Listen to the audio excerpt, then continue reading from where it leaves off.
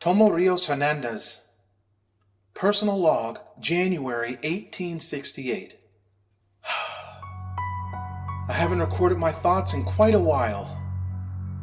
I wish I had better news to tell. Progress has been halted on the construction of the Linea Patin. Initially, I believed it was the result of a lousy exhaust system.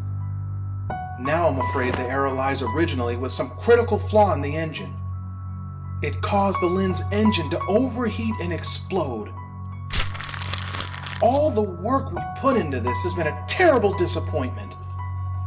If I am to continue being called a machinist, I have to correct their engineering flaw.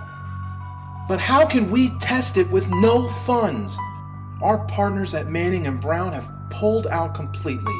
Even if we were to sell all our livestock, we could only last until the winter. I can only hope this bargain will all work out. We've only met on a few occasions. Poor Kalena.